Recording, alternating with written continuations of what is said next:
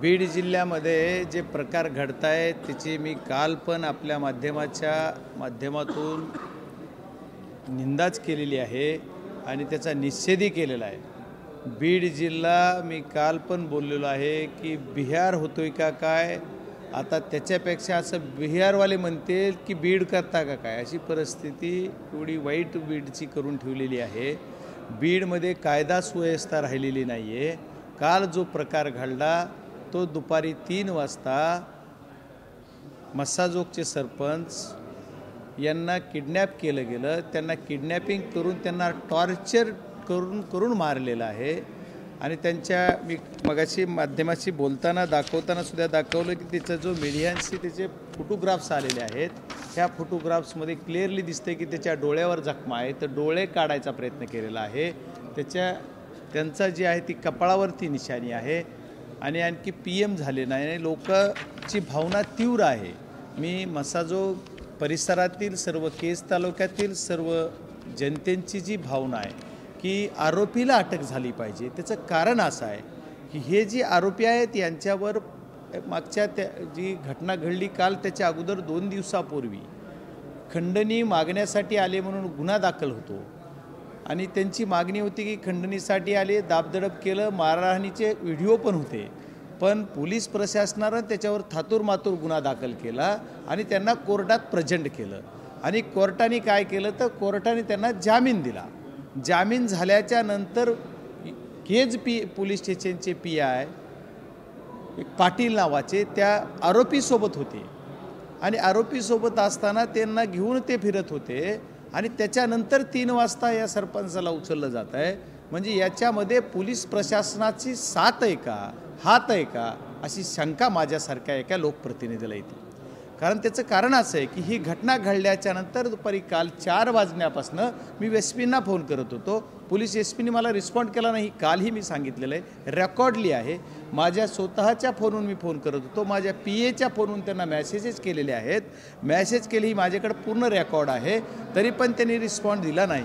ज्यावेळेस रात्री घटना घडली की ज्या या गावातील लोकांनी तीव्र त्यांच्या भावना होत्या, त्यांच्या भावनाची सुद्धा कदर केली पाहिजे। कारण माणुसकीला काळिमा फासणारी घटना या तालुक्यात घडली बीड जिल्ह्यामध्ये माझ्या, त्या घटनेचा निषेध म्हणून लोक गाडी रस्ता रोको करत होते त्यावेळेच्या घटनेला। मग त्यावेळेस रात्री मला 11 साडे11ला SPंचा फोन परत आला।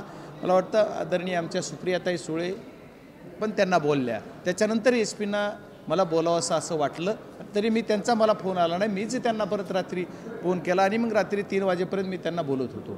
मी त्यांना एकच विनंती करतोय, परत विनंती करतोय की आरोपीला अटक करा।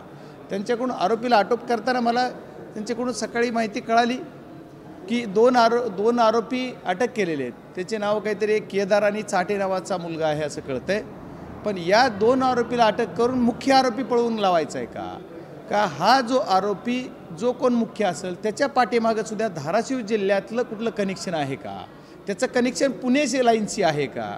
कारण धाराशिव जिल्ह्यातला परांडा का भूम तालुक्यातला एक कुणीतरी नावाचा व्यक्ती आहे, तो पण तिथं आला होता असं आता अधिकृत मला ही पूर्ण माहिती नाही, मी इकडे सेशनला असल्यामुळे, पण मला कळते की तो एक गुंड इथं येतोय आणि बऱ्याच गोष्टी इथं कामं करतो। मग त्या गुंडाचे ती जे आमच्याकडे दहशत पसरवित आहेत त्याची सुद्धा तपासणी केली पाहिजे। जो कोण व्यक्ती आहे त्या व्यक्तीवर पूर्ण कठोर कारवाई झाली पाहिजे, ही माझे बीड जिल्ह्याच्या खासदार या नात्यानं प्रशासनाला मागणी आहे। पण प्रशासन त्या बाबतीत काही कारवाई करत नाही आहे, याच्यामुळे प्रशासनावर लोक चिडून आहेत। आज जवळपास 3 ते 3 24 आणि आत्ता जवळपास 6 वाजलेत, म्हणजे 15 तास, म्हणजे 27 तास होऊन गेलेले आहेत की 27 तासात सुद्धा यांच्याकडनं कुठली म्हणजे ही झाली नाही आहे। लोक उपाशी तापाशी रोडवर पूर्ण केज तालुका बसलेला आहे, तरी त्या लोकांची कुठली काळजी नाही आणि पोलीस यंत्रणा आम्ही तपास करतोय, आम्ही त्याला अटक करतोय।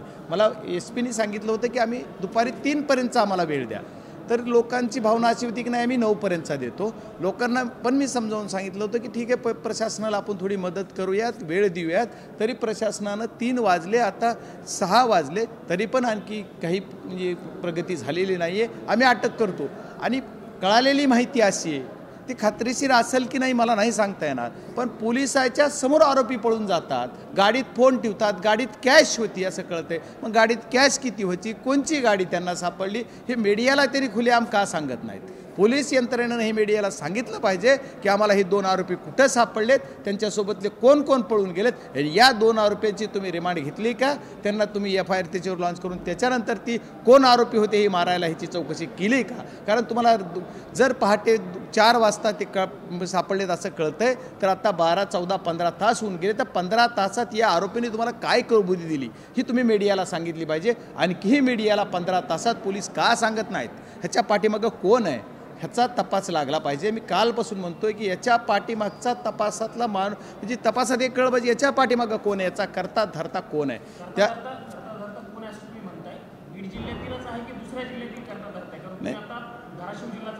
नाही, धाराशिव जिल्ह्यातील एक व्यक्ती त्या मारामारी जी आदल्या दिवशी झाली किंवा त्या ह्यांच्यावर खंडणी मागायला आला त्याच्यासोबत होता असं कळतंय. त्याचं नाव त्याचा पत्ता पूर्णही मला कळत नाही. आणि असं मी आता ऑफिशियली काही माहिती असू शकते, पण मी पूर्ण उघडं करून सांगतोय की ते पुण्या लाईनला सुद्धा त्यांची जी पुण्याची काही जी ह्याच्यात आहे ती पुणे लाईनला सुद्धा ह्याचं कनेक्शन जुळतंय असं कळतंय. मग याच्यात राजकीय वजन जर त्यांच्यावर गुन्हा दाखल होत होता ज्या दिवशी ही घटना घडली, काल 9 तारीख होती, 9 तारखेला ही घटना घडली. त्याच्या अगोदर 7 या 8 तारखेला जी घटना घडली होती त्या पवन चक्कीच्या जी ऑफिसेसवर जाऊन त्यांनी मारामाऱ्या केल्या, त्यांना खंडणी मागितली. ह्याच्यामध्ये ह्या सगळ्या गोष्टीला मग पवन चक्कीवाले ते पण जबाबदार आहेत का? ज्या मेन कंपन्या त्या कंपन्याला सुद्धा आरोपी केला पाहिजे याच्यात. कारण मेन कंपनीचे जे लोक आहेत, CEO असतील त्यांचे कोण हे सुद्धा काय करतात, काही गुंड तेच पाळतात.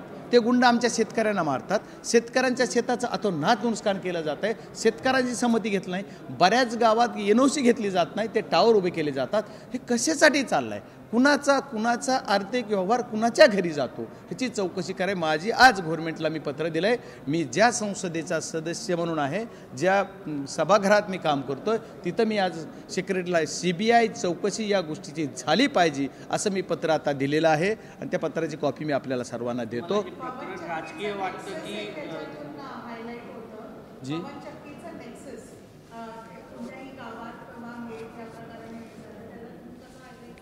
नाही, पवन चक्की हा विषय बीड जिल्ह्यामध्ये बऱ्याच दिवसापासून चालू आहे, पण आता आमच्या केज तालुक्याकडे ती सरकतोय, थोडा पश्चिमेकडून पूर्वेकडे जातोय आणि पूर्वेकडून त्याला दाबतोय. असं म्हणजे ती पूर्व पश्चिम चालला आहे रस्ता त्याचा.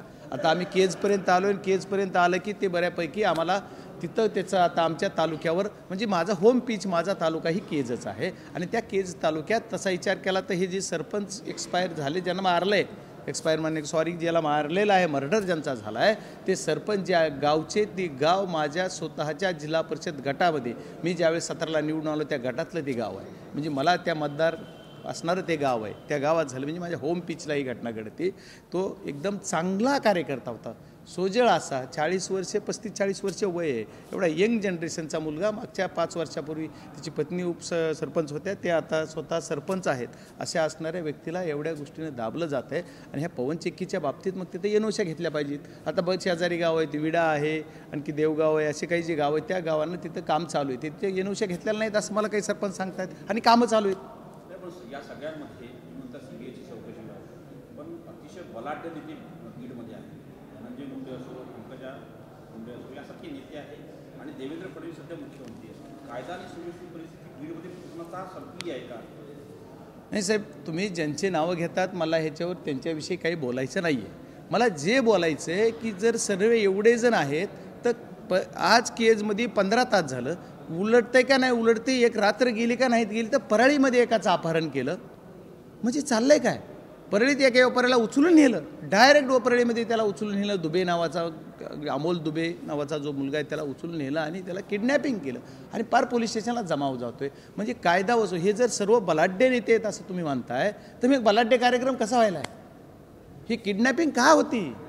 तर हा सुद्धा विषय मला त्या गोष्टीत म्हणजे हा जो विषय होता की देवेंद्र फडणवीसजी मागच्या काळात ज्यावेळेस ही घटना घडायला 2 वर्षापासून आमचा जिल्हा ज्या 2 वर्षात जेवढे गुन्हे दाखल झालेत, जी मर्डर असूत, हाफ मर्डर असूत, म्हणजे रेप प्रकरण असो, जे एवढे अवैध धंदे असोत, रेती असू, गुटखा असू, मटका असू, जेवढे जे प्रकरणं होत आहेत ते बीड जिल्ह्यामध्ये सर्वाधिक गुन्हे होतात आणि त्याच्यात एखादा असणाराला बी फसवलं जातं आहे, नसणाराला गोवलं जातं आहे. अशी परिस्थिती या बीड जिल्ह्यात झाली. मग हे असं का होतं आहे याची चौकशी केली पाहिजे. फडणवीस साहेब मागच्या काळात गृहमंत्री आता झालं आहे, आज तर CM आहेत. आज CM असताना त्यांनी केलंच पाहिजे असं माझं म्हणजे स्पष्ट मत आहे. आणि मला सर्वांना एक विनंती करायची की या सगळ्या गोष्टीमधून आपण काळजीपूर्वक जर नाही केलं तर मग हे काय चाललं आहे, कुठं काय आमचा जिल्हा कुठं नेऊन ठेवायचा हेच कळत नाही. सक्षम अधिकारी तुमच्या जिल्ह्यासाठी पाहिजे.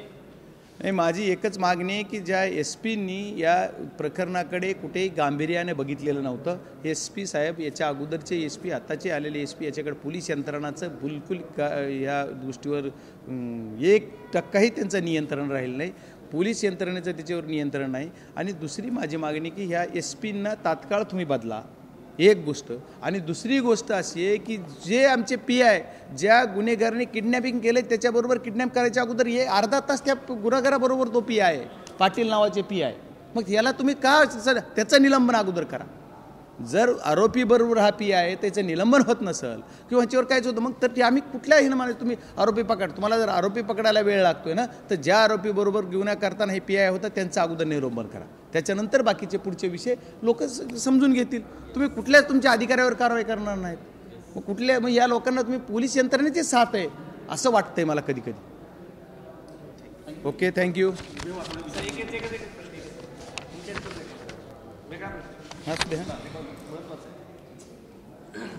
सर एकच मिनिट, तुमचं व्यवस्थित झालं घ्या. सर, तुमच्या पक्षातील अनेक खासदार हे अजित पवार यांच्या संपर्कात आहेत.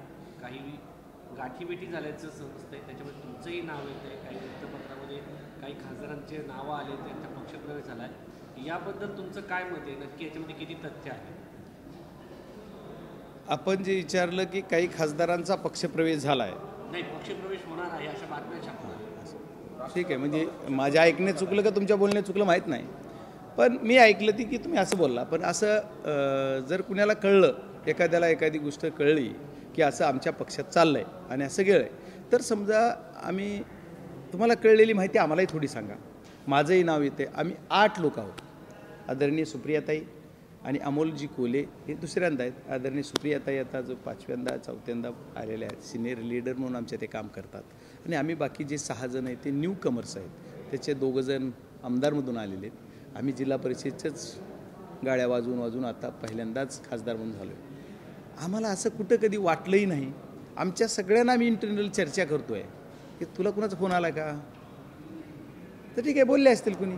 बरं, कुणाचा एखाद्याचा फोन आला, मला जर म्हणाल आणि मला जर कुणी सिद्ध करून दिलं, बजरंग सोनवणेचं नाव आहे असं बोललात, मग त्याचं उत्तर अगोदर देतो की जर कुणी सिद्ध करून दिलं की मला या विषयाचा या माणसाचा फोन आला, तर आपण जी म्हणाल ती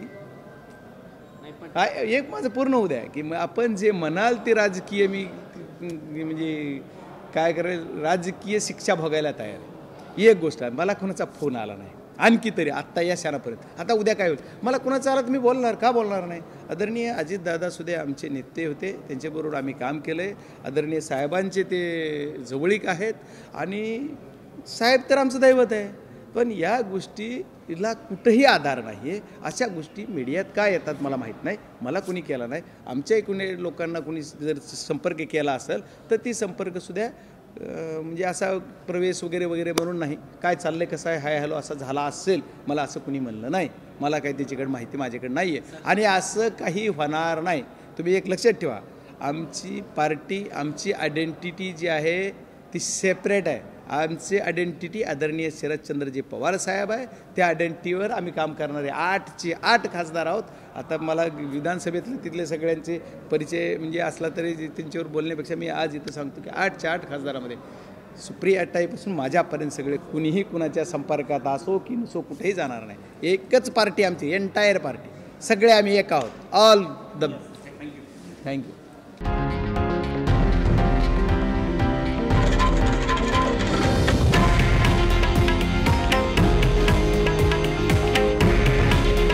हे आहे देशातील नंबर 1 न्यूज नेटवर्क आणि आपण पाहत आहात TV9 मराठी. काळजी तुमची, हित महाराष्ट्राचं.